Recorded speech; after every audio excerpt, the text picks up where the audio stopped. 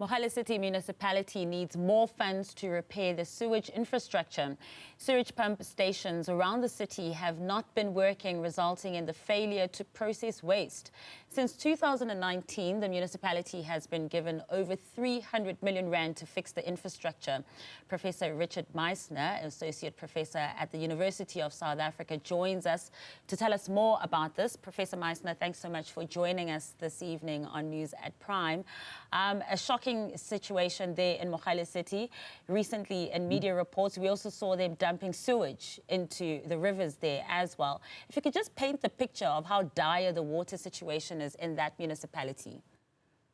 Yeah, I can relate to what's happening on the wastewater treatment or the wastewater side.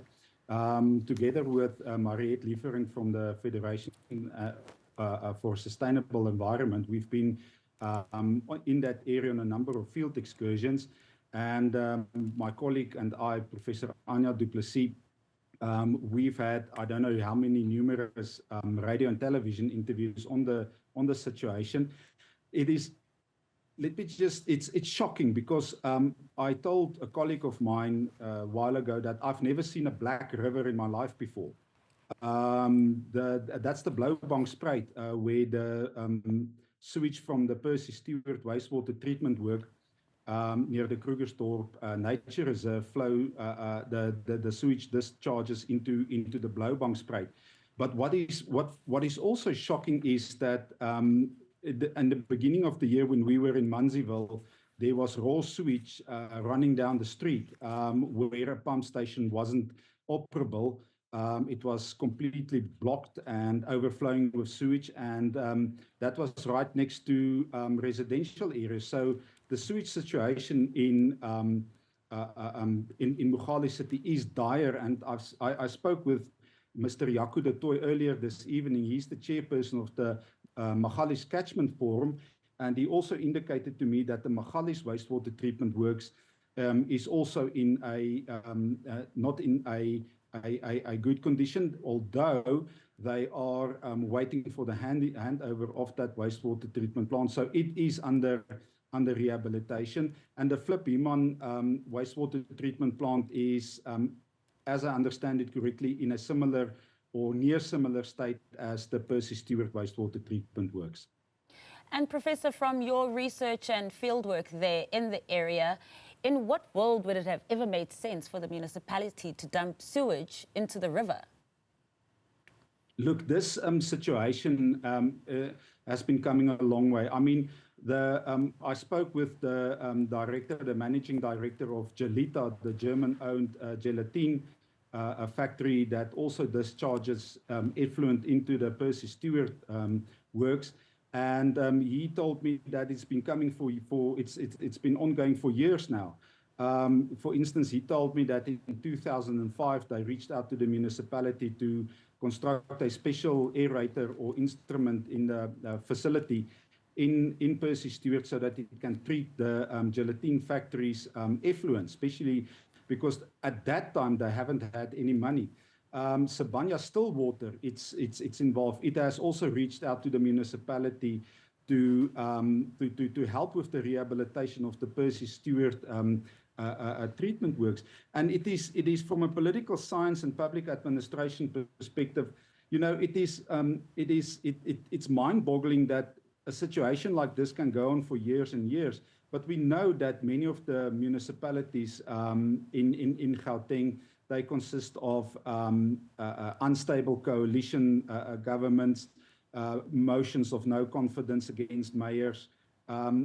Also, a while ago, I spoke with the former mayor and DA councillor. He was voted out, I think it was 2 years ago, by the current coalition. So all this political instability, the effect that has, I mean, you have a situation where when that council must approve or vote on a budget, you know, a coalition like that may not see that the wastewater treatment works, which is in that state, as a priority and rather spend it on something else. I also know that they have allocated or reallocated their fleet management budget to fix the Mogale's wastewater treatment works. But what is worrying for me, and this is an effect of a unstable coalition, is that it erodes the political trust or the trust that the residents have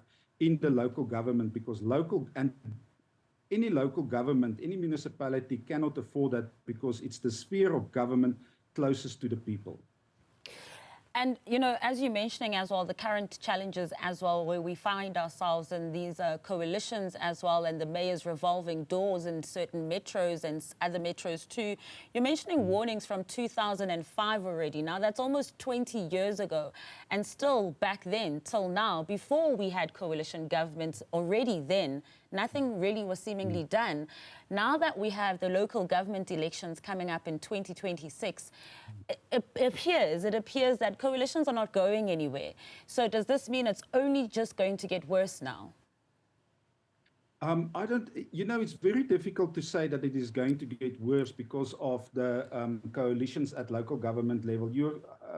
Yes, we are 2 years away from a local government, less than 2 years away from a local government elections. But what is heartening for me in this situation is that the Department of Water and Sanitation plays a very active role.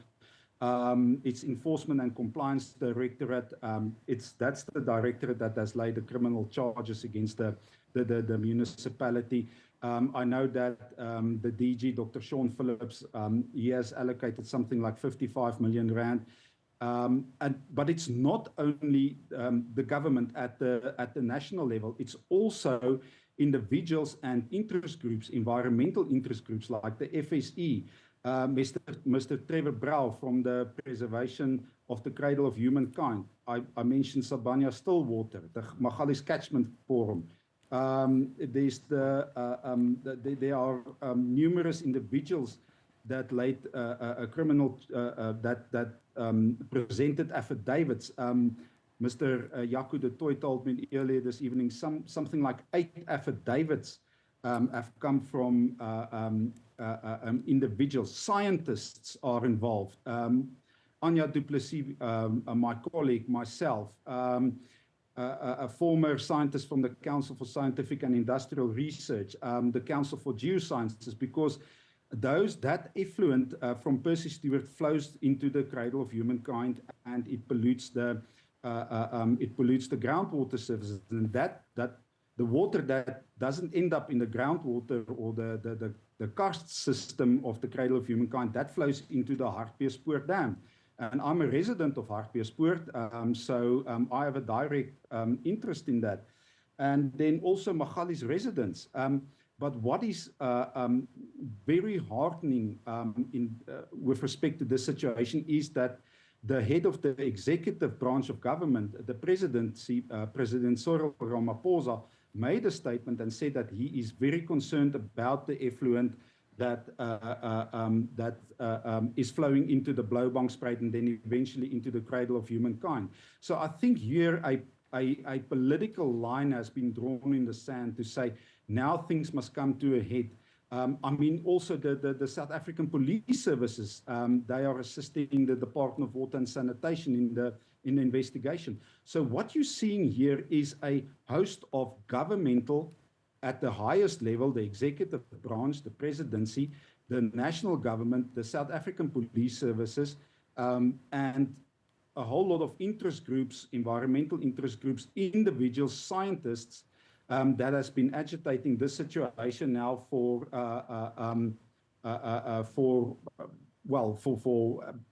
many years. And so I think the pressure has now come to bear, and I think that from now on, things might just go. It will improve, but it is very difficult to say in light of the unstable coalitions at local government level, what exactly will happen. But as we draw closer to the 2026 local government elections, I can possibly foresee, residents picketing, protesting, especially in Munsieville, where the effluent is flowing down the street, if that situation doesn't get fixed. And just before I let you go, speaking of that as well, saying that the political line has been drawn after what the president has also said about this municipality too, it is the ANC's Treasurer General there who was advising residents not to panic and that they must remain calm, and that the organization that they trust in as a leader of society, the ANC, will be delivering good services and quality services to them. Not to alarm any residents of Mogale City as well. Do you think that really nobody should be panicking at this point and everyone should just remain calm? Well, it depends on where you stay in Mogale City. If you are in the inner city or the inner city and you have access to water because potable water, Mogale City receives its water from Rand Water, so the water is of good quality. Although we know that there's been, water restrictions in place. But if you stay downstream from the cradle of humankind and Percy Stewart treatment works, then you can be concerned because we've visited sites, individual farms where that black river of effluent flows through the properties, and the president is 100% correct to say that it can have a health concern. So I would advise people to stay away from that river. But to say, don't panic, it depends on where you are. If you are in Munseyville, and I understand that they are in the process of fixing the pump station, the sewage pump station that pumps the effluent to Percy Stewart, they are fixing it. There are some, hitches and glitches.